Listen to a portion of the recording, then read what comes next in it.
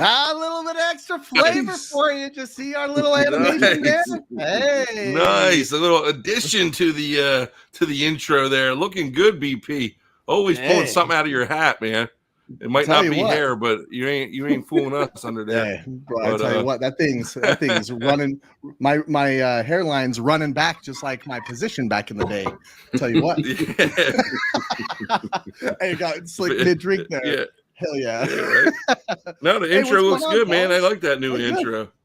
Yeah, hey, we're moving up in the world. We got an animated intro now, so we're moving up. You know, we're not all one the money of the we pay you. That's all the money we pay you every month to run this friggin' show. About time we get we're seeing some fruit of our labors here a little bit. Fruit of our labors, he says. Jesus. Well, we got to kick it off that way. So, Drew, you raced across town. It's your daughter's birthday today. I'll tell you. You were. I wasn't sure if you were going to make it, but you know. As I turn it on and I see that you're backstage, and I was like, oh, damn, he knew that it was going to be Slick and and I knew you were scared. So I'm sure that you were driving across town real fast. You got to get here because you don't want to miss an opportunity to, have us. Listen, I got 6 15-year-old girls upstairs in my kitchen right now. I was driving in the car, highway to the danger zone, blasting full speed. I said, I'm not going to let these two guys, talk whatever we're going to talk when I'm not there to defend myself. So I had to make it back. I didn't think I was going to make it here tonight. I really didn't. But, I did, and I'm glad I did because now, you guys can't, whatever script you had, you got to tear it up, and we're going to write a new one here. So tear it up. It's going to be all 40. Prophet's still out tonight. Prophet's at home recovering. I think he'll be good here within the next week or two. Healing up well. So, keep him in your thoughts and prayers. But he's home. I'm here. We're good, man. We got a show to rock tonight. So let's go. Absolutely. And Slick, man, I've seen some pictures going around Twitter. You're onto some big things there with your Rise Sports. I see a trophy, man. I gotta let you talk about it, man, because it looked like there's a big week for you. That was our second tournament. Like I said, we have two 18U teams and one 15U team. The 18U team, I don't know what happened. Like they were basically chosen to win. Like everybody just thought they were going to win because the first night, like they just ran through everything in pool play. And the second day, I don't know what happened because we were, I don't know. But my 15U team, we ended up bringing the trophy back home. So that was a good day. It was a nice piece of hardware. It was like a gold football, like a nice little trophy. I saw you and your coaching staff with some players posing with it, and I was like, man, it's supposed to be the off season, and you're bringing home some hardware, man. So you're doing some big things there.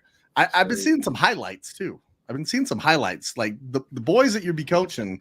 Like, what looks like a younger you up there, man? I'm telling you. Our media guys do a pretty good job of, getting the content out. I will admit that. It's pretty cool stuff, man. You got to toot your horn whenever you get the opportunity to, because what you're doing with those kids is pretty cool. Whether it's Drew, with 6 15-year-olds or you coaching up these kids, making one-hand catches, got guys saying his foot wasn't in bounds or whatever. You got to show them the video evidence right there when it happens, man. That's what's up. I appreciate that. All I got going to my house. As you get older, man, priorities change, all right? You don't worry so much about the true.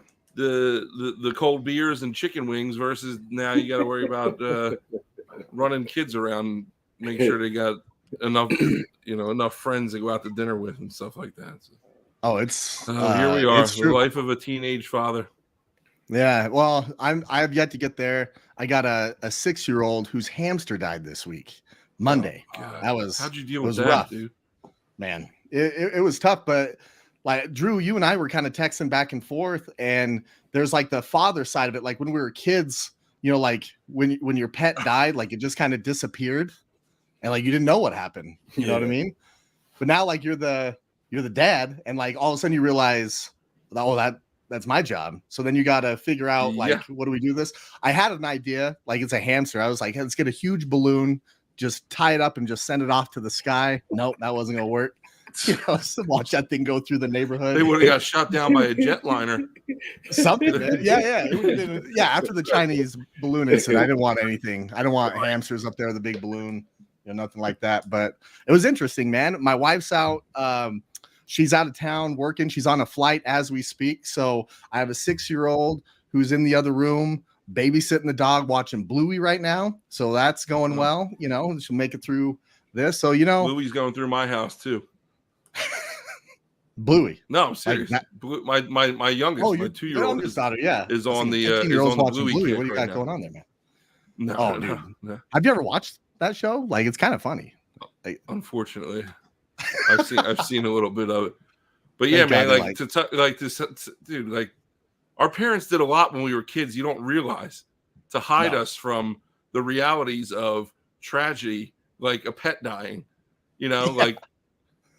Like Prophet telling me that he took my dog to the pet cemetery. He went out with the friggin' trash. That dog. Yeah, and you only found that out like kind of semi. I found that out a couple years ago, man. They waited a long time to break that one to me. They're like, oh yeah, remember that dog? Oh my God, that died because of you. Scarred me for life. Oh jeez. Oh man. Well, hey, we're not here to talk about pets dying and all that stuff. We got some. Believe it or not, there was some football that happened last weekend. There was. Your mom. Tell them you killed him. Tell them you killed him. Oh my God. All right, we're going straight for the freaking jugular, I guess. Yeah, we'll move on to the XFL, Drew. I'll save you. Thank you. Hey, so XFL happened last week, and it was kind of quiet a little bit, but then I tuned in and I was pleasantly surprised with how. I mean, it went really well. The Rock comes out there in his jersey, and I mean, he's hyping up. He did a really good hype video. But then AJ McCarron's out there, looked semi decent. He's played in the NFL. He looked semi decent. Paxton Lynch has now been the only quarterback in the history of quarterbacks to get benched in the NFL, the CFL, the XFL, and I'm pretty sure the USFL. USFL, yes, last year he did. Not a trend you want to set there, Paxton. Not at all. Not at all. I'm pretty sure Jerry Jones regretted not at one point said that he regretted not drafting him, but thank God that he didn't, because he probably wouldn't be the owner anymore. Yeah, I mean, let's call it what it is. It was football. I think some of the games are more entertaining than the others. Like, I know me and my wife were at the dinner and we we're watching the game. I think Saturday night. I think that was a pretty entertaining game. And when you got money on the games, it makes it a lot different. So Saturday for the first 2 games, dude, I hit played the 2 overs and hit those, and it made it quite enjoyable. And then Sunday comes around, and I think those games are a little less enjoyable. McCarron had that big comeback thanks to the rules that we'll get into. But other than that, that game was a little tough to watch. But dude, they're doing what they can, and hopefully, I think with the financial backing that they have, that they'll stick around. And how many times have we been through this with these spin-off leagues, whether it's the XFL or the AAF, or these leagues come and they're hot for a year and then they kind of fade off, or some of them don't even last a year, like that AAF a few years ago. Everybody thought that they were going to have the financial backing, and they didn't. So, but with The Rock being involved and a lot of other high ups being involved, I think it's got a shot. I don't know what the working relationship is going to be with the NFL, if there is any, but I'm excited about it, man. And like I said, it gives us something to watch during the off season. And like you said, Rock did a good job pumping it up, and he's always good for he's the ultimate hype man, dude. Yeah. Oh, absolutely. Slick, did you get a chance to watch any XFL football? I know you were busy with your kids and some 7-on-7 stuff, but did you get a chance to tune in? Yeah, I didn't get a chance to watch the entire games, but I did get a chance to glance at them and do a little bit. My cousin plays for one. That's the only game I didn't get a chance to watch. The team, the orange green, I think they're like the Dragons or something like that. I don't even know the name of these teams really. Man, I know there's not that too many of them. You got the Arlington Renegades. I got it pulled up here because I knew that somebody was going to mention something. I think they played Sunday. Defenders. Everybody was talking about. Yeah, that was the Dragons, Ricky. Sea Dragons. Seattle Sea Dragons. Yeah, they're like That's green a and scary orange or mascot right something. there. Yeah, like family members are like people are like texting Are and all was the talking about teams- he almost ran the kickoff return back or something. Yeah, that's awesome, man. Are all the teams based out of? I know they play in different cities. Like there's teams all over the place, but the player hub, like they all fly back to Texas. Am I wrong about that? I know. I think it's heard the that there USFL. because one of the Like that's coaches, the one in like Birmingham. Yeah, like the Birmingham. one of the USFL. coaches for said that we USFL, but got I'm to. not sure the XFL. I think it was a coach from the Washington team was like, yeah, we got to hop on a flight back to Texas right after this. And I was confused. And then somebody said that the player hub is in Texas and they're all stationed at one place. I could be wrong, but I heard that. I don't know if that's a cost cutting measure or if that's not even true. It could be. I was gonna say like traveling, I mean, there's only a handful of teams. So you got the Orlando Guardians, say they go to play Seattle. I mean, that's a hefty, bill for all those guys and all that equipment to head out there. So it wouldn't shock me at all, but it was kind of cool. And to answer your question, Drew, you mentioned, I'm not sure if there's any sort of relationship like with some of these leagues and the NFL. I do know that the XFL is, if you want to say, piloting some of these different rules for the NFL. They want to see how it goes in the XFL and then kind of see if that's something that they want to go in there. So matter of fact, Dean Blandino is the head of the officiating crew. And there was a couple cool things, like when they did like player reviews and stuff like that for plays, like you can hear the audio between him talking to the official, which is something that we don't have privy to in the NFL, but there were some things there. But what was really cool were some of these rules. The NFL is always trying to make, some different things, mostly on for player safety, right? Like to reduce like these collisions and concussions and things like that. But we don't really, the rules that we see the NFL kind of change, we can review defensive pass interference or things like that. They don't really go like all in for, hey, let's change up this overtime rule. The one that they did this last year was just kind of a little bit of an add-on. Well, if you score a touchdown, the other team gets an opportunity to try it. But these ones in the NFL or the XFL were pretty cool. And we're going to kind of go through these. And we got a little like minute clip so you guys can understand like how these rules are a little bit different. And we're going to kind of talk about them and we're going to decide like, hey, would there be one that we would like to see in the NFL? Because the NFL is getting pretty close to doing away with the kickoff. There's been some talks about that. But this XFL rule was pretty cool. And we'll go ahead and kick it off with that. The XFL kickoff. This is about creating more opportunities for big plays. To eliminate high-speed collisions, we're shortening the distance between opposing players. The coverage team starts on the opponent's 35-yard line, and the return team starts on their own 30. When the ball is first kicked, only the kicker and receiver can move. What's going on? But once it's caught or is on the ground for 3 seconds, all players are free to run, block, and tackle. Kicker's going to get you. We're giving players and coaches the chance to create kickoff excitement. All right, boys. Also, in the comments, you guys are listening, you guys are watching the video. Let us know. You a fan of the rule? You not a fan of the rule? Let us know. Let us know how you feel about it. But let's start off with the kickoff one. First time I saw it, I was like, what the hell is going on? Wasn't sure. But then I started kind of seeing it. Does kind of reduce the high impact. Looks like it was could be a little bit exciting, but I'll turn it over to you guys. I have my thoughts. What did you guys think of that rule? You guys like it, especially kind of seeing it over the going to play over this weekend? Go ahead, Rick. You can I go think first. I think it could be a rule that I can kind of get used to. Like you said, it does kind of prevent like all the impact, which is what the NFL was trying to prevent as well.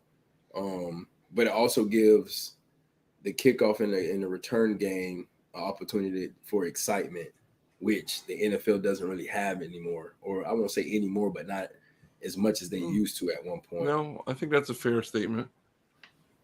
I think how many times do you watch an NFL game and the kickoff becomes a dead play, Yeah. It goes into the end zone and nobody wants to return it. Nothing happens. Not for nothing, but like these guys don't want to be dealing with it. You got a guy coming at you from 40 yards with a 40-yard sprint, dude. Like they don't want to deal with that. Kicking it out of the end zone and take the ball at the 25. Yeah. But especially if you have a tough returner, right? Like if there's a really tough returner, like you're going to kick it away from him. It takes the element out of the game. Yeah, It exactly. takes the element out of the game because it used to be, if you had a good returner, it's your first offensive play, and that's what I always said in high school when I was coaching. Like, dude, the kickoff return is your first offensive play. Set it up and get a good return and put yourself in good field position. Now, for my opinion on the kickoff in the XFL, if I'm not mistaken, they did this the last time the XFL was around, and I liked it. So I've seen it before. Like Somebody the same did type of rule. Yeah. I believe that this rule was in the old XFL, not the old XFL. Oh, the one that Vince McMahon, the one that McMahon revitalized, and then it crashed because of COVID. I'll go out on a limb and say I love this kickoff. I think that this brings excitement back. It brings the element of a good kickoff returner back into the game. It helps keep the players safe, and it reduces it could possibly reduce injury. What's there not to enjoy about this when you're taking an element that's almost dead and bringing it back to life by changing it up a little bit? I don't think there's anything wrong with that at all. And I really enjoy it. And I want the NFL to take a good hard look at it, because I think it's one of the rules that definitely I think they could build off of and kind of utilize in their games. I really like it. Like I'm not on the fence. I like the rule. So 2023, if this was in the NFL, you would be like, yes. Oh, I'm all for this. I'm all for it because you're protecting the players.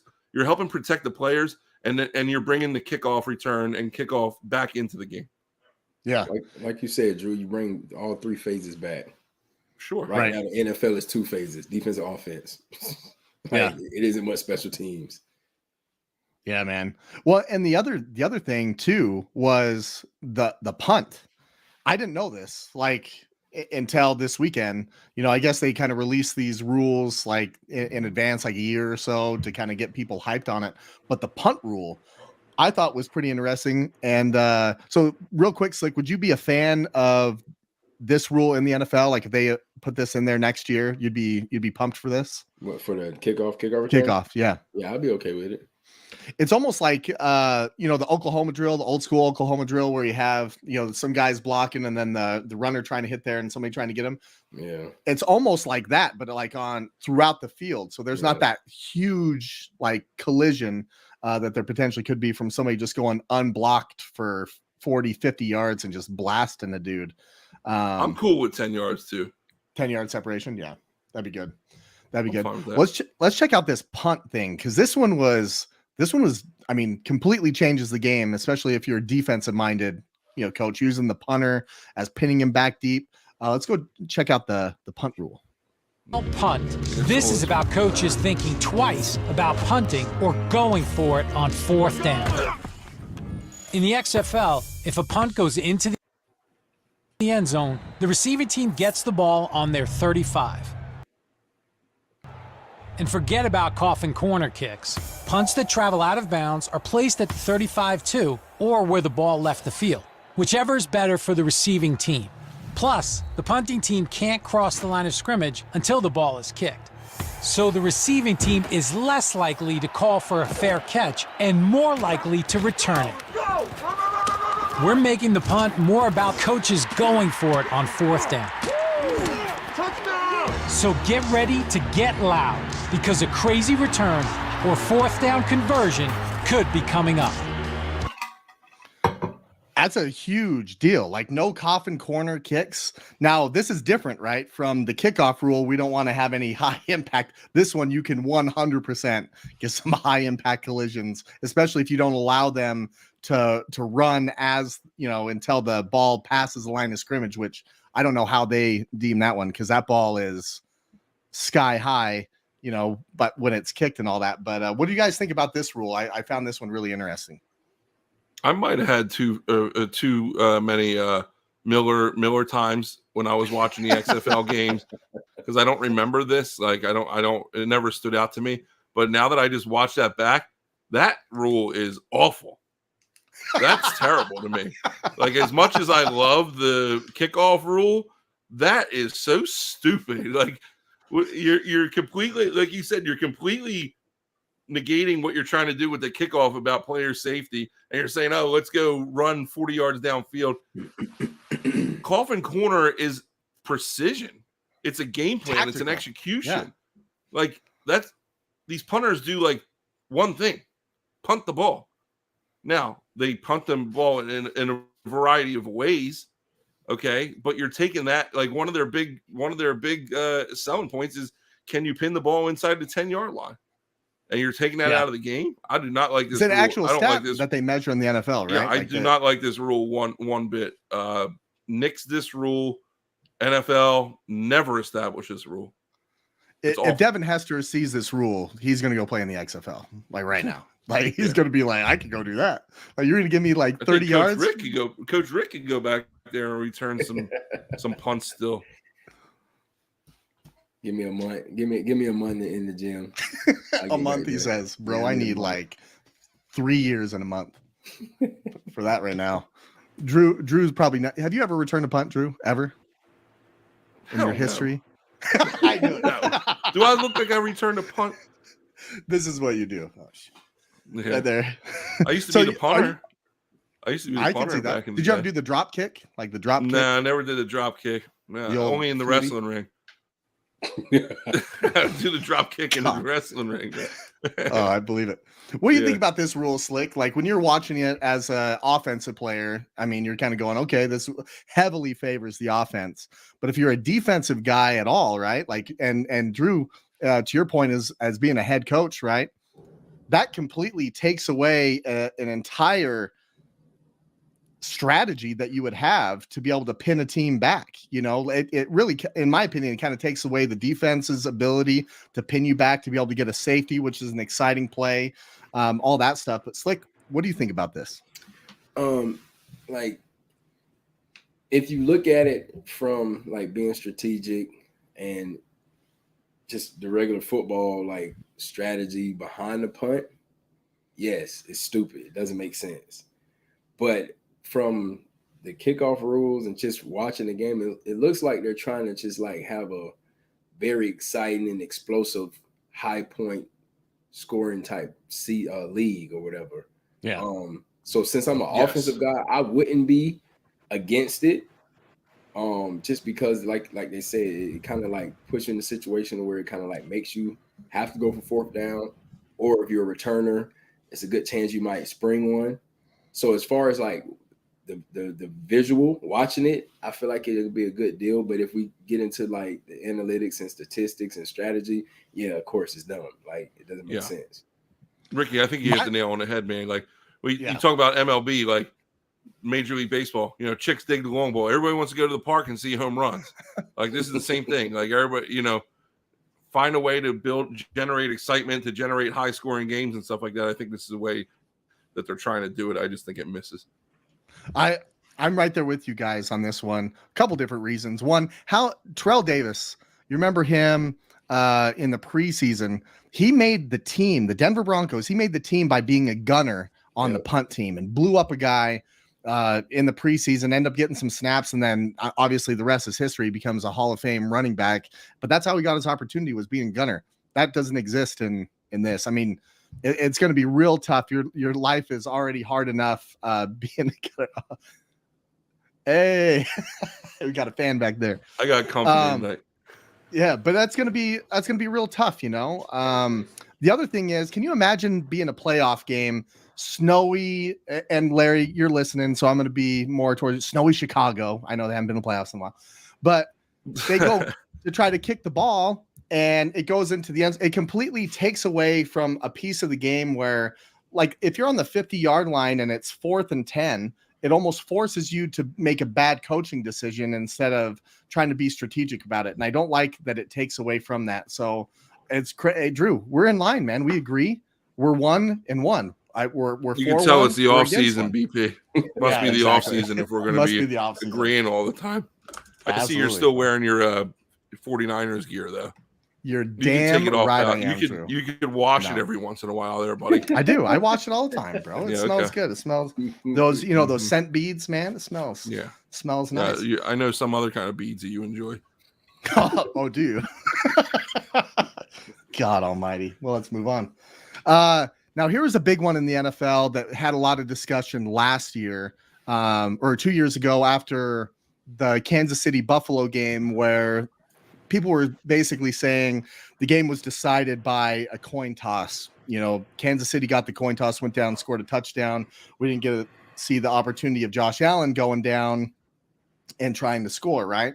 Now, and there's been a lot of different opinions on how do we change the overtime rule in the NFL to make it a little bit more exciting. Well, the XFL has their own spin on it. So let's take a look at the XFL overtime rules and we'll see what we think of it. XFL overtime. This is about edge of your seat, game-ending action. There's no coin toss, no one possession wins, and no ties. Instead, XFL overtime is a shootout, so the best players on both sides always determine who wins the game. Each offense gets up to 5 one-play possessions to score from the 5-yard line. Teams get 2 points for each successful conversion. Teams alternate plays until one team is mathematically eliminated.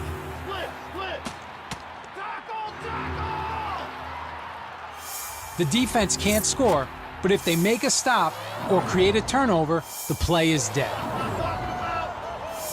The team with the most points after the 5-round shootout wins. If it's tied after 5 rounds, then things go to single rounds until one team scores and the other doesn't. Because this is winner-take-all kind of football.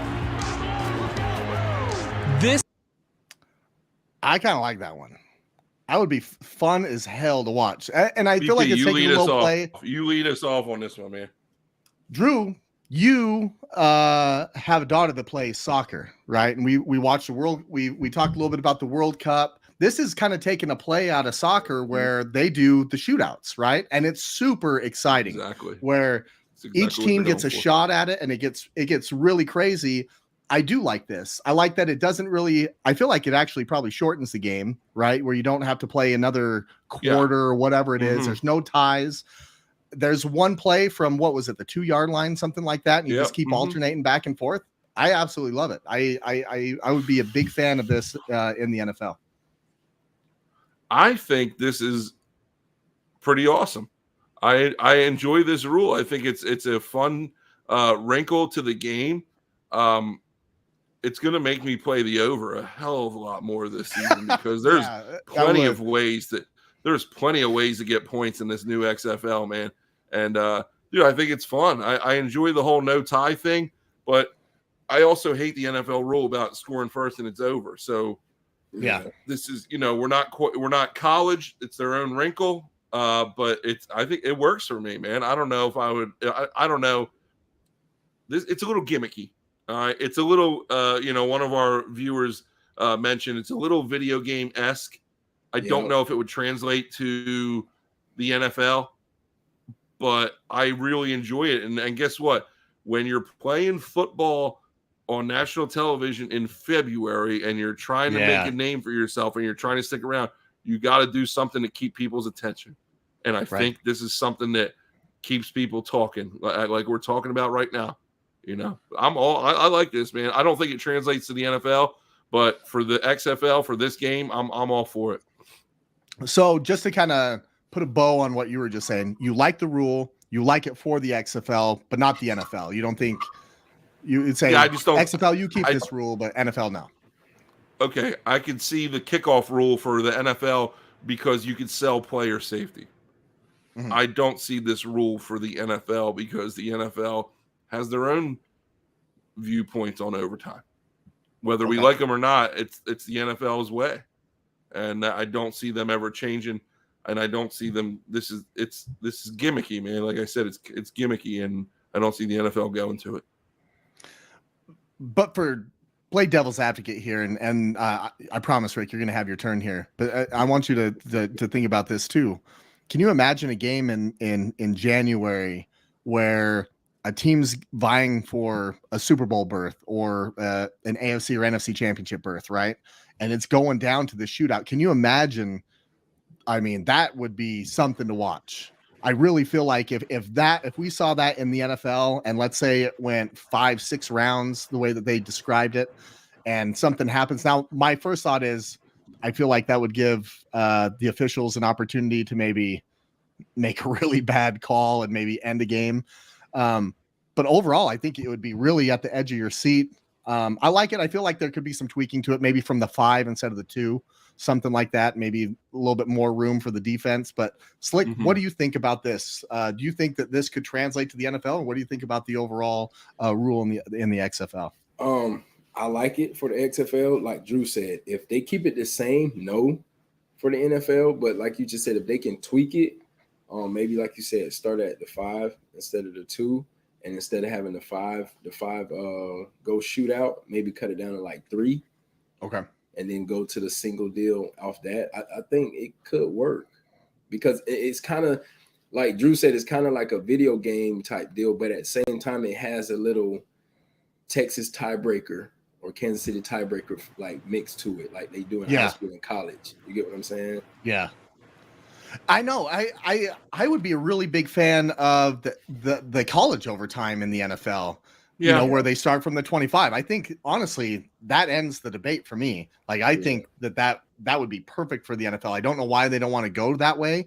Maybe more plays and things like that. But if that's the NFL take on, you don't want that many plays or whatever. I think this solves that. But I don't know how you get away from the gimmicky piece of it. I think you could tweak it a little bit, but overall, I think it's a start in the right direction, and we can see it play out in the XFL and see, how it goes. There's another couple that are really, really interesting. I don't want to say too much about this next one. We'll let this one go, and we'll have a good conversation about this next one. This is about the double forward pass rule in the XFL. NFL double forward pass. This is about offensive creativity.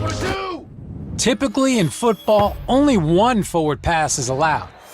So if you want to try one of those tricky double passes, that first pass has to be a lateral, and those are risky. Raiders. Not in the XFL. We saw that happen. Raiders. In our game, 2 forward passes are allowed as long as the ball doesn't cross the line of scrimmage until that second pass. So the game speeds up and the playbook opens wide up, creating exciting and unique opportunities for dual threat players. I see Drew lean back. I know exactly what he's going to say, but you're going to have to hold it, bro, because I want Slick to give us his opportunity to tell us what he thinks of this right away. It reminds me of 7-man flag. Of what I used to play. Like what I just saw was basically you're using the dump man. Right. Yeah, like I said, for the XFL, I see what they're trying to do. They're trying to make it exciting, trying to find different ways to score points. But that's not one I would keep. The way that Drew sat back, it took me to Step Brothers. This rule is horseshit. Like that's all I could think of what he was saying as he was leaning back. Drew, take it away, man. This is a hard pass for me. Is it a hard double pass though? See what I did there? Don't cut me off. What's the buzzwords here? What's the buzzword here in the NFL? The key buzzword that everybody who thinks they know about NFL football or knows about football but doesn't really know about football, but they know this buzzword makes them sound a little bit smart. I'll answer for you because it's a loaded question. RPO, right? Everybody says, oh, RPO. Quarterback has the opportunity to hand the ball off or throw the ball downfield. RPO, innovative. How many more bad positions could we possibly put? Let me rephrase. How many more unfair positions could we possibly put the defense in? And I am an offensive guy. I played quarterback my entire life. I was offensive coordinator when I was coaching. I love offense. How many unfair positions can we put the defense in to create an opportunity for the offense to score? Yeah. It all goes back to what Ricky said earlier. Points. And I get it, all right? You want to sell the product. You want to sell the game. This is so unfair. The RPOs are borderline unfair with you got linemen 5 yards downfield and they don't get called because the quarterback releases the ball. Like we're putting the defenses in such an impossible position to play friggin' defense. Dude, come on, man. This isn't the backyard. This is the backyard blitz, but it ain't the backyard football. You throw a ball forward and the guy catches it, and you got all your defenders committing, and now he's going to drop a dump pass over your head. It's so friggin' stupid. I didn't know this was a rule, and now I'm not going to watch the XFL anymore because this is such a stupid rule. Way to go, Rock. You lost one viewer because this rule is dumb, dude. I'm right there with you. I hate it. All growing up, we see the ball going forward, right? Go attack. That you can go play defense. You can get the runner down. This is an impossible. Oh man! Oh man, he's so worked up that his camera froze up. Well, I'm still here, fellas. I don't know. I got all these videos queued up. I know. It's all your too much bandwidth. kumbaya, by the way, going on. It's the damn bandwidth that you're using. It's all the videos you got loaded up. Why both times when it paused, it looked like he's constipated. Man. All right, BP, hurry up. Get your point out in 10 seconds or less so you don't freeze. I'll tell you what, I'm plugged into the Ethernet. I don't know what's going on. But there's too much kumbaya going on. We even have Jeff Ramage in the comments saying, thank you, Drew. It must be the offseason. Are you on a cruise again tonight or no? Yeah, well, apparently my internet's on a cruise tonight. Let's try to get through one more. Come on, Brandon. I'm an offensive guy, dude, but it's just unfair. It's not fair for the defense. I hate it. It's football 101. Ball goes forward, he catches it, you attack, and now you got to worry about a dude throwing the ball downfield. Get the hell out of here, man. Yeah, I really think that it takes the integrity a little bit out of the game. It changes it too much based off of the foundation. It's a great way to put it, and I hate agreeing with you like that, but the integrity of the game. Now, again, when I said the overtime thing was a little gimmicky, this is video game. This is NFL blitz, stupid crap. Yeah. Now, are we playing football or are we playing friggin' balls? Because this is stupid. Brucey. I love it. Blitz, NFL Street, something. Yeah. Right.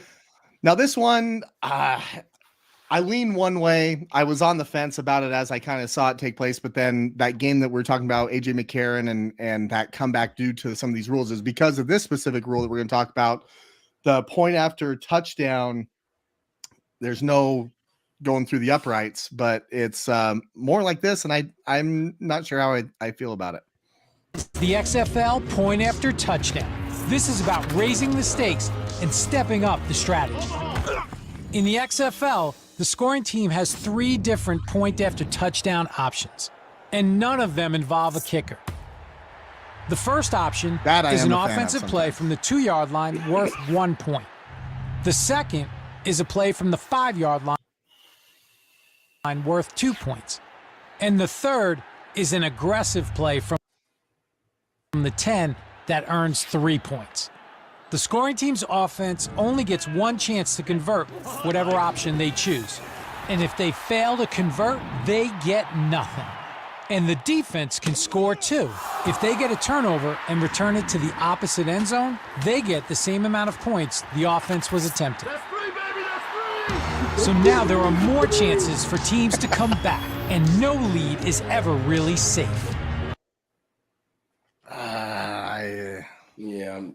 That's just 7-on-7. I'll start off. Listen, and a lot of people might not know this about me, but I resigned from my head coaching position last year. But I was recently appointed a new position within the football program at Cherry Hill East.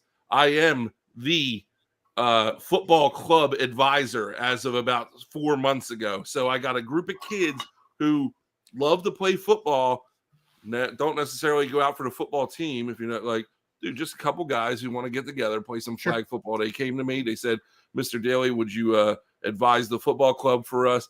I said, absolutely. Now, when I'm putting the rules together for the football club, granted, this was 5 months ago, I said, let's play some fun rules. After you score a touchdown, you can go for 1 from the 2. You can go from 2 from the 5. Oh, no, he's going to take credit for it, the 10. So credit for this. I think the XFL might have been watching the Cherry Hill East Football Club participate and took this rule from us because I had this rule 4 or 5 months ago implemented. All right. I love this rule. I think it's a great rule. I think it's fun for the fans. I think it's fun for the players. Listen, I'm halfway joking, but I'm serious. Like, I don't mind it. I like the fact, again, that you're never really out of the game. You could, a touchdown could be a 9-point swing. So, again, like Ricky said, points. That's all this league wants. Yeah. Hey, Rock. Yeah. So this is Brandon, Backyard Blitz, man. Love your stuff, but Drew wants his royalties for that rule. Who'd you call? I was trying to call. It doesn't matter who you call. Oh, I stepped right into it. I should have known. Damn. You jabroni. You jabroni. You pie eating, jabroni beating, trailblazing, eyebrow raising son of a gun. Slick, what do you think about this, man? This is 7-on-7. It is like this is when the bell's about to ring and you want to give make some more thrill to that last play. I don't have a problem with it in the XFL. NFL, no, but it does remind me of 7-on-7 because that's kind of like Sandlot. Depending on what circuits we play in. At extra point, either you can go for 1 from I think the 2 or the 3, 2 from like the 10. I think the 10. And some circuits you can go you can go for 3. I forgot what the yardage is, but that's what it reminds me of. It's too much. It's too much for 11-on-11. Again, the last 2 that we played, I just feel like the integrity of what football is and how it's scored, and I feel like it takes away from that. So I feel like the kickoff rule will be cool. Hate the punt rule. I like the overtime rule, but I think there was maybe one of these, the kickoff rule, that we were like, hey, take this to the NFL. And the other ones were like, hold off for a little while. Yeah. We say, is that what we're saying here? No. Yes. Dude,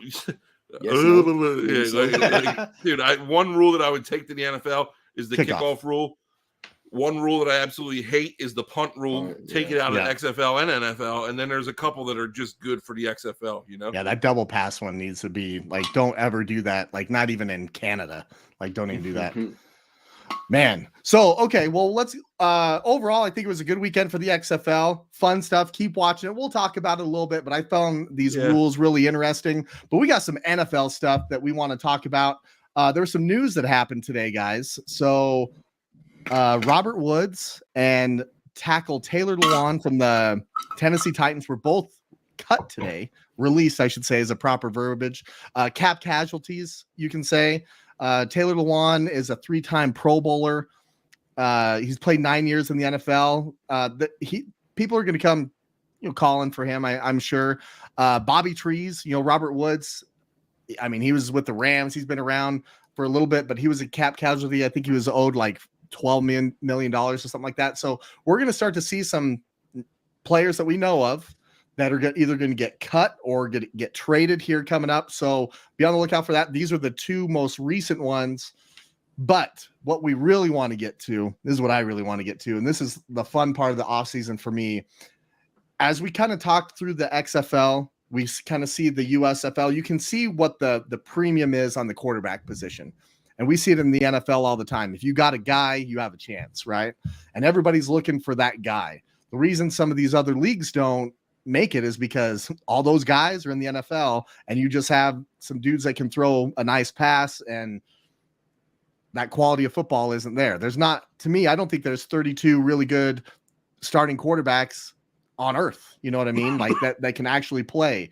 So let's talk through this right here. We're going to play quarterback matchmaker. So these are the matchmaker. Make me a matchmaker. Yeah. So we got Lamar Jackson. He's a free agent. Derek Carr was released free agent. Geno Smith, Daniel Jones, Jimmy Garoppolo. And I put Aaron Rodgers in there because there's a lot of talk. He's in a dark room somewhere. I don't even know what this dude's doing. I don't know if he's ever going to play with the Packers again. I don't know if he's ever going to play again. But what I want to do is we'll start at the top and we'll go through these teams on the right here that are quarterback needy, and Baltimore's up there because right now they don't have a quarterback that's signed on the roster that is capable of being a QB1.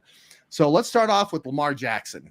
And Slick, we're going to start off with you because that's your boy. You love watching Lamar Jackson play football. You like the brand of football that he plays. What team do you think would be the best fit for him going into the next season? Well, I mean, I would hope that the Ravens would be smart and give him his money, but pretty sure that's not going to happen. They haven't done it yet, man. Like, Yeah, that's they've what I'm had the saying. opportunity, right? That's what I'm saying. I'm pretty sure it's not going to happen. I wouldn't mind seeing him in Atlanta if they gave him maybe like a couple more pieces on offense. Okay. Of all those teams up there, I'm kind of trending that way. Drew, what do you think? Lamar Jackson. I feel like if it's not Baltimore, Atlanta is the only one that kind of makes sense based off of what he can do. But I mean, he's a dynamic player. You'd have to change a lot, but I wouldn't be mad at Seattle. I see Lamar going to the New Orleans Saints. Ooh, I can see that, man. I can see it, and I can see him going down there, Saints. getting up with Olave, creating that, that deep connection, man. Like that connection that you. Never mind, BP. Go down a weird road there, bro. But, Wow, dude, they got some offensive weapons. Some young guys down there, hungry. I don't know what who's their QB, Hill and Jameis Winston. Yeah. I can see him going to the Saints. Like I said, I'm spitballing here, but throwing stuff out there, and I could see that. Man, that'd be crazy.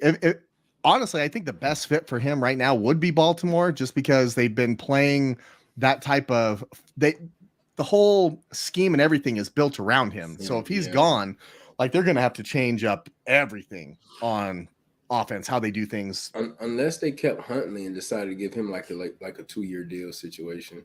Could, but then I feel like, okay, I mean, Baltimore is a team that has been on the cusp of the playoffs, getting in the playoffs, wanting to make a run, right? Have a good defense.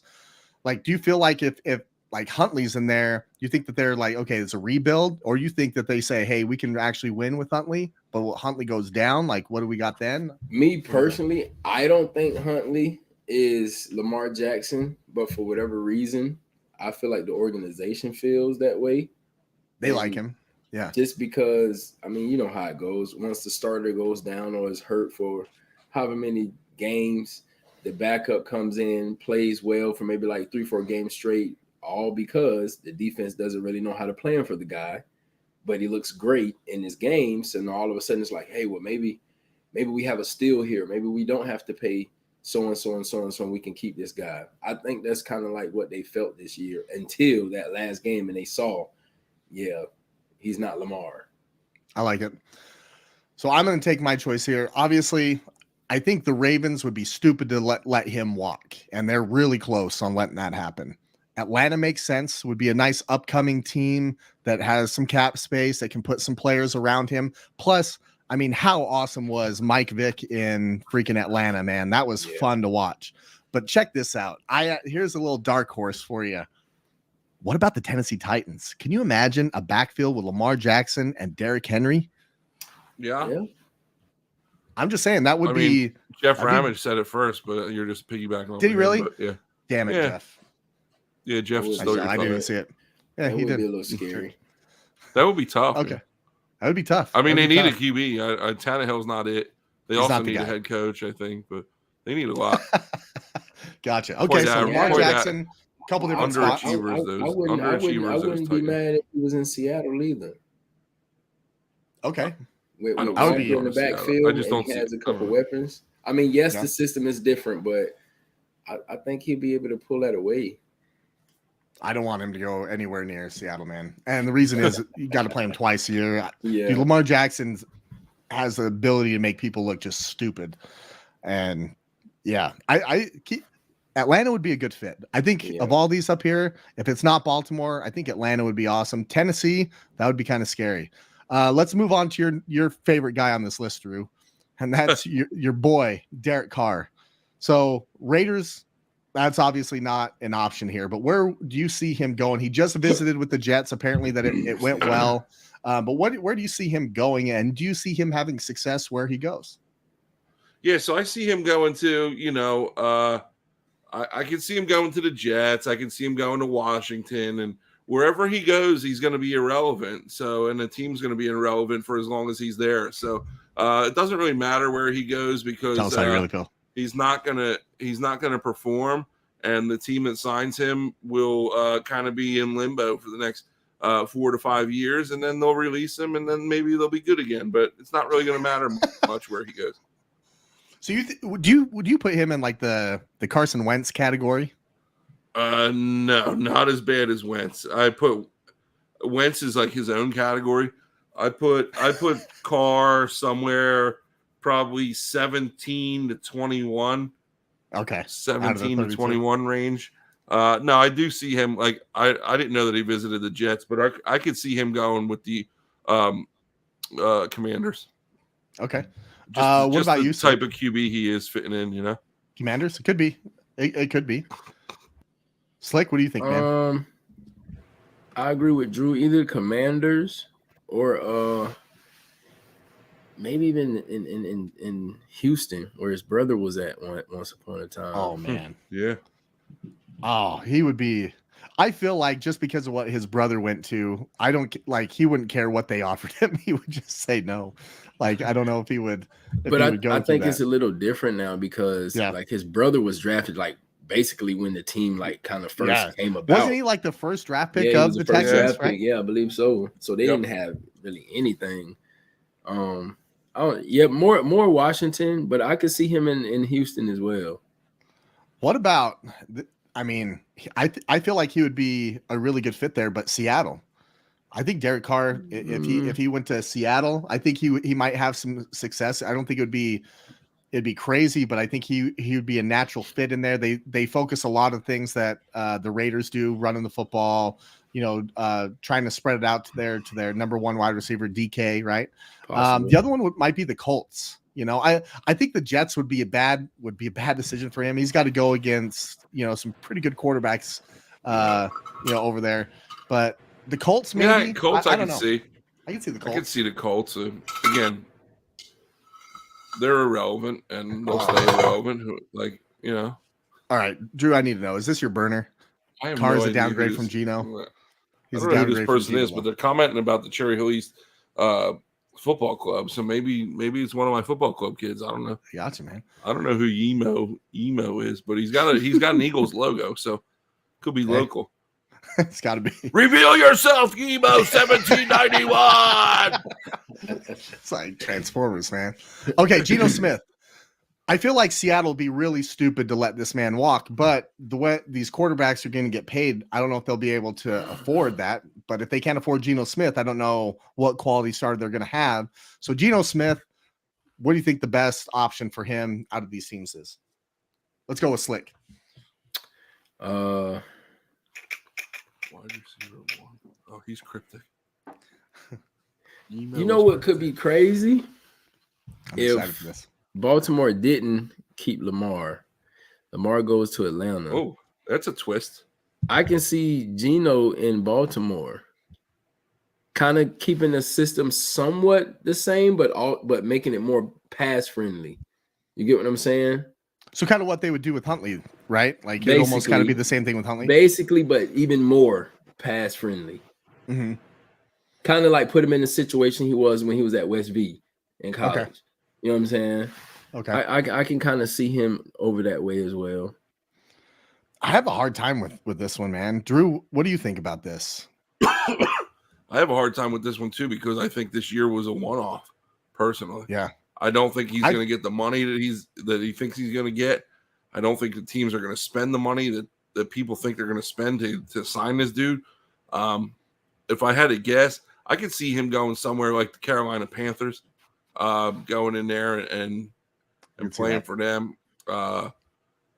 It's not going to be. I don't think it's going to be. I mean, it might be a huge signing in the headlines, but in the grand scheme of things, like I don't know, man. Like you guys, any of you guys mathematicians or math wizards or anything?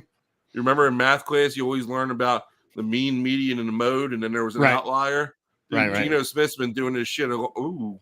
That's okay. Geno Smith's been doing this stuff a long time, and he's been nah. And then 1 Sounds year he's uber. up here. Yeah. 1 year he's up here. He's an outlier. This year's an outlier, and I think he's going to go back to one of my favorite quotes, man. Regression to the mean. You know what that means? Yeah. Always come back to the middle, dude. You always come back to where you're from. So that dope chart. I think that's going to be Geno Smith, and that was a deep ass quote from me. By the way, that was like for talking about Geno Smith. I feel like you that blacked was out for a minute. I feel like you blacked out. I don't know what happened know what there, happened. but I just went I just dropped some like heat on Geno Smith. And, I don't know where that came from, but man, it's a good thing your wife's pregnant. Otherwise, she would be after a quote like that from you. Right? Hell yeah! She'd be like, "Oh damn, I gotta get to that show his end right now." You're a modern day Edgar Allan Poe, baby. Give it to me. God. I think Geno Smith needs to stay right where he is. I think if he goes anywhere else, it's exactly what you're saying. I think his ceiling, he hit it in Seattle, and his best chance to repeat that is going to be right where he is. I don't think going anywhere else is going to do him a service at all. I think Carolina's kind of played this card a little bit too with these, mid to lower tier quarterbacks and trying to make it work out. Baker Mayfield, who's the other guy? Darnold. Yeah. I feel like Geno Smith is in that same cut of quarterback. So I think you just stay in Seattle, man. Just stay there. Yeah. Like, don't go anywhere else. Daniel Jones, this is your boy, Drew. He wants.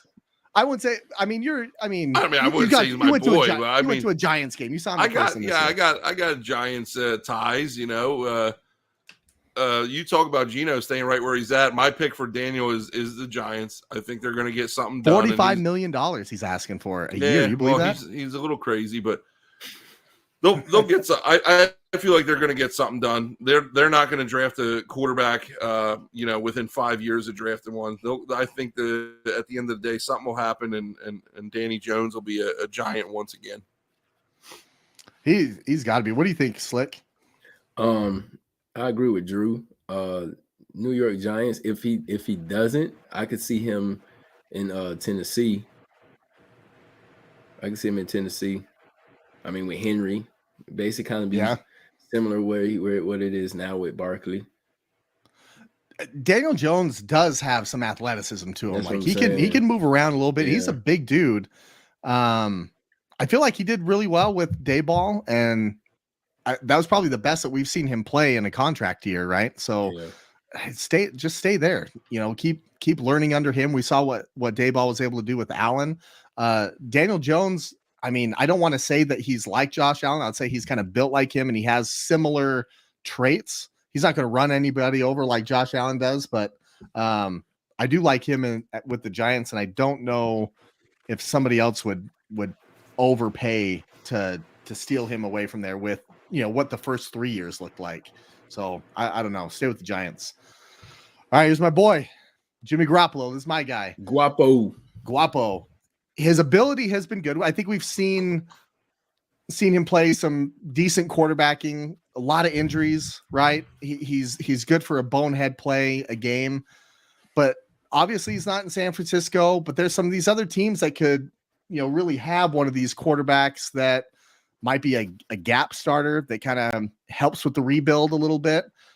I don't know. I honestly, and Matt Christie, who's been in our chat before, and I know he watches the show, I like him with the Raiders, quite honestly. McDaniels, he's been with McDaniels before. I think he would fit there. But what do you guys think, like, about Jimmy Garoppolo in any of these other spots? Yeah, that was gonna be my pick, was the Raiders. I could see him going there, reconnecting with that schmuck for whatever reason over there in Vegas. Matt likes to call him McDummy, and he kills me every time. Every text dude. he capitalizes it. McDummy. He's awful. I got him going to the Raiders or somewhere like the Texans, somebody who's going to overpay for him for a couple games, 10 games a year. And again, he's not. I mean, he's not something that I'm going to write home about. It might be a sign. It might be a big signing in the headlines, but how productive are you going to be? And You think you can see him with the Saints? No, quality I can't see him with the starter? Saints because I said Lamar Jackson's going to the Saints. If you were paying attention to what I said earlier. I blacked out. And once you started talking smart, you lost me for a little while. I remember now. I'm with you. What about you, Slick? What do you think? No, I agree with you guys. Raiders. I agree. I can see him going to the Raiders. I can see that, or maybe the Jets. And that's just because of the ties that some of the 49er coaches went up there to New York. Saleh's the coach up there. Could be something like that. D'Amico Ryans, obviously with the Texans, like you said, Drew, that's a really good point. Would have some similar coaches that know him. But I like the Raiders, maybe even the Colts. But I feel like they kind of did this with Matt Ryan a little bit, and I don't know how much more Jimmy is more than Matt Ryan right now. I'm not sure. So they might look for a bigger splash. All right, here's the guy that's been in the dark. He's kept us all in the dark. He's probably still in the cave with some mushrooms and some peyote. What do you think about? Oh man, I didn't put the Buccaneers up here. Yeah, it could be. Yeah, I mean that's Aaron. Yeah, they like Trask though, right? Yeah. I don't know, man. I've been seeing a lot of interviews. Not interviews of Trask, but like just commentators talking, and they've been like kind of like promoting him as like the next starter. Yeah, like whenever they like show like Buck highlights or Buck stuff on TV, like commercials. And I don't know. I feel like they're going to be on the verge of a rebuild. Like it just kind of feels that way. Tom left.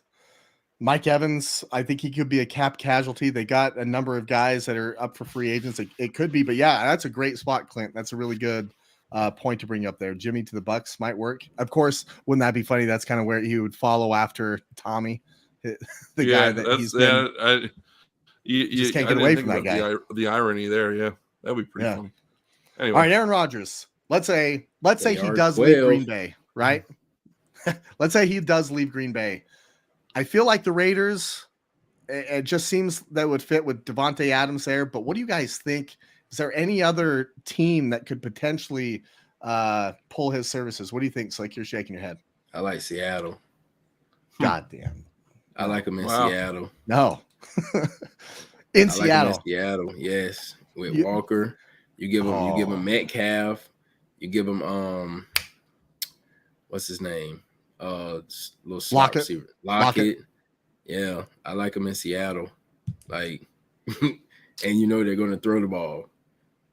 Damn, Ricky sold on him in Seattle. Gino almost threw for 5,000 this year. He just said that, and I like AR-12 in Seattle. I didn't even think about it until you said it, and I'm like, I don't know. Seattle, they made some big trades for Jamal Adams, right, back in the day. Yeah, their safety, they gave up a couple number ones for him. I feel like they have some draft capital where they can make it happen. Boys, can we be honest here for a second?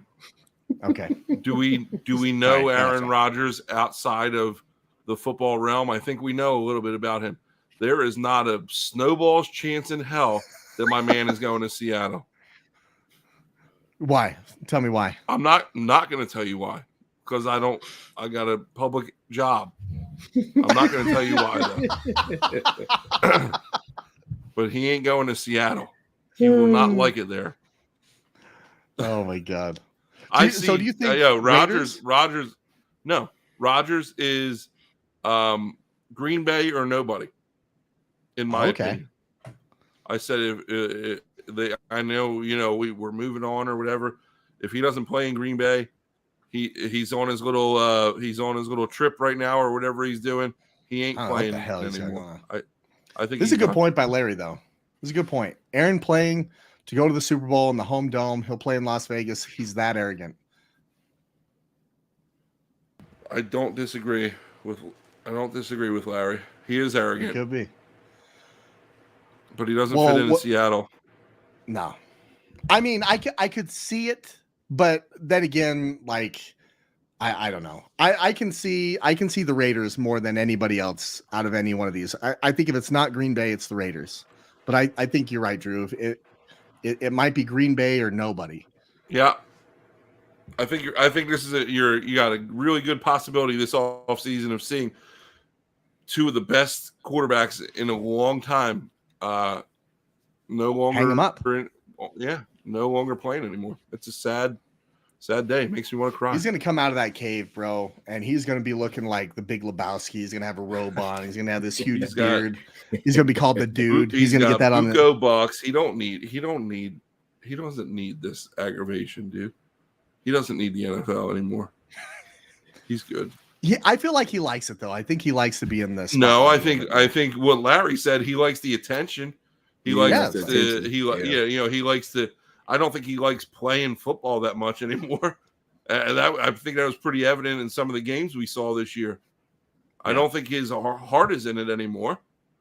But does he enjoy being center of attention? Sure. That's why he does all these podcasts and does all the stuff that he does, because he likes to hear himself talk. And that's why we do this podcast. I like to hear myself talk. I knew it. There it is. It came out. I'm clipping this. This is always going to be right there. Why else would we do a podcast?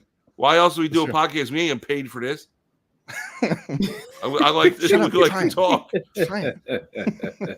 Oh my god. Oh, quiz hot shot. It's time for the hot shot of the week, man. Since you love to hear yourself talk. That's a way to wrap me up. You gave me like the Oscars, Oscars music. It's the old game show. The whole game show rule. You know what I mean? Here he goes. Hit him with that button real quick, and let's move on. Hot shot of the week. Drew, I know you got somebody you're going to be shouting out, man. I got two. I feel like I know. First of all, my hot shot, two of them. First one's my daughter, 15 today. Kaylee, happy birthday. Love you, girl. Keep making us proud. And the second one is my best buddy Mark and his wife, literally during the show, texted me.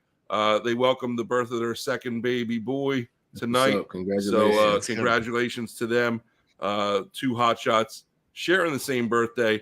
My daughter and my buddy Mark and his wife Lindsay, who had just welcomed the birth of their second son. So there's my hot shots of the week. I love it, man. That's good stuff. Yes, good stuff.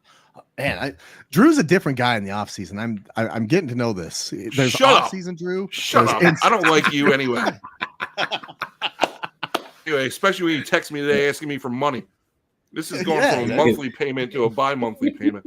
Let's not get too chummy here. Right? It's monthly, man. Tell you what. I just forget about it half the time. Yeah, every other week. Oh God. Yeah, I don't know, VP. We got to come up with some more like controversial topics for next. We can't be agreeing all off season here. It was weird. I really thought we were going to disagree more, but hey, hell it is cold, hell might have frozen over for a minute. Yeah. What we got, Slick? Who's your hot shot of the week? My hot shot goes to the Rise program and the successful weekend that we had. Like I said, that was our second tournament and the success that we're seeing like early.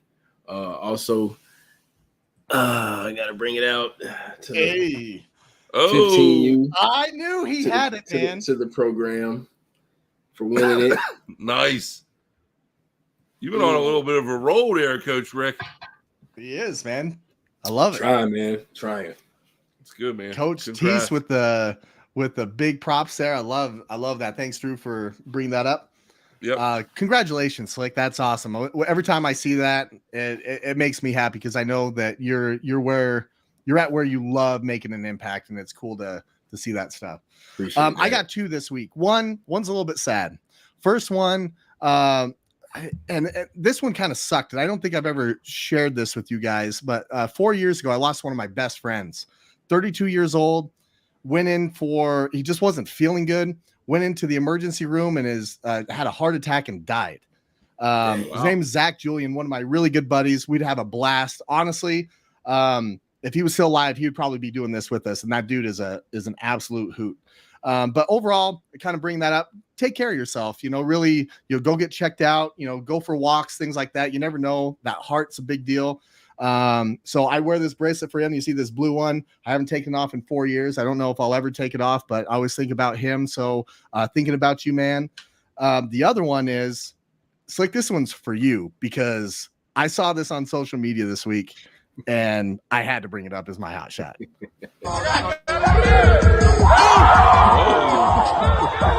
one of your kids, man. Replay that. I got to do it again. He's only a junior. First of all, whoever was defending him, there's a family he's got to go home to. Yeah, he the thoughts and prayers to him. But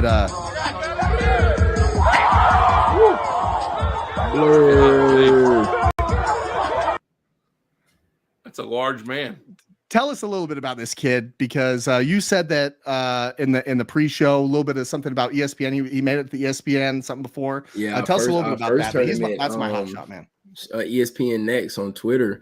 They so it's a guy down here who does he does like blogging. He does like a bunch of stuff on social media out of Polk County, which is like Lakeland area. His name is Polkway, and they reached out to him and asked him, was that his content, or could he get that content?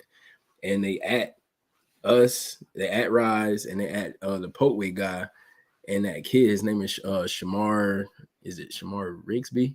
He's at St. Pete Lakewood High. He's a junior, 24 class. That kid's a junior? Yeah, he's like 6'4", 6'5", probably got like a 30, if not a 40-inch vertical. He's a hooper too. He plays basketball as well. It's crazy. Awesome catch. That was a phenomenal catch. That definitely was crazy. I appreciate you putting that on there though. Like that's what's up. Absolutely, man. I gotta show your program some love. I want to show that. I mean, that's a hell of a catch. Number one, that if we saw that on Sunday or Saturday, we'd be bringing it up anyway, right? But tell me a little bit about this kid. You think that like he's a junior? It seems like with hands like that, like he might have a future at the next level. Is this something that he's aspiring to? Yeah, he already has maybe like I want to say maybe 10 Power 5 offers right now. He has a good number of offers. But like majority of the kids, if not all of the kids on our both 18U teams, they have at least 5 offers or better from D1 schools. Not all Power 5, man, but at least D1 schools. So like him probably after 7-on-7 season, and if he has a good spring, because he had a good spring last year, if he has a good spring and probably after 7-on-7 season, I could see him getting like 3 stars. I can see him being a 3-star going into the fall season. That's awesome.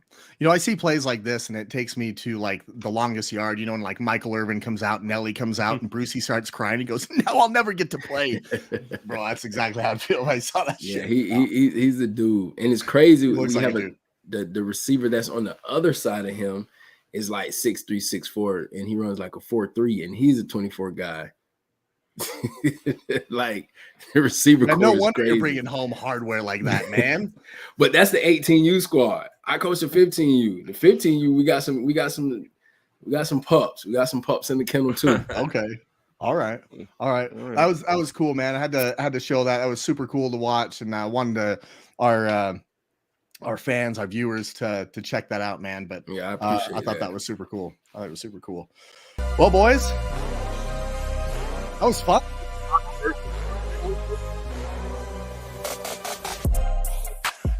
All the time. What's that? I said we need more controversial stuff. I don't like agreeing all the time. I'll have something for you next week, Drew.